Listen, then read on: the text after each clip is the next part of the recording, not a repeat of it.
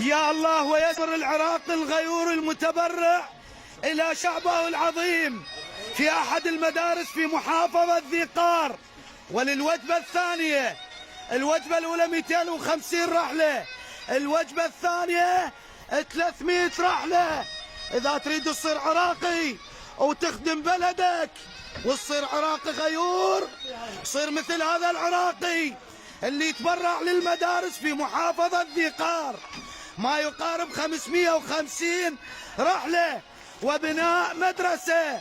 ونشكر الأخ أبو زهراء اللي عايف وظيفته والله مو بالتربية، ويخدم مدينته ويخدم الحالات الإنسانية. وإذا أنت عراقي وعندك غيرة وتريد تبني بلدك، بس باوع للابتسامة.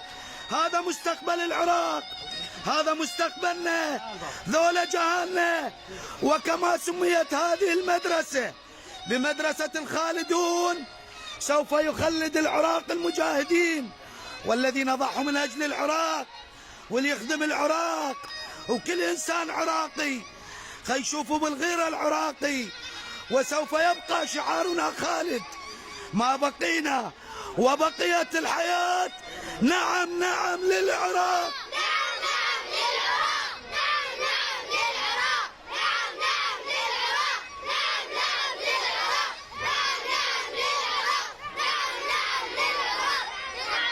وإذا أنت عراقي وعندك غيرة، قد توصل هاي الرسالة لكل مسؤول والكل عراقي عنده غيرة.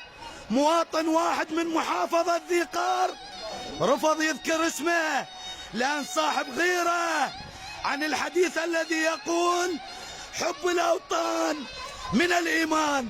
وإذا أنت تؤمن ببلدك وعراقك العظيم نريد نطوره، خنصير ايد بايد ونبني بلدنا ونبني عراقنا.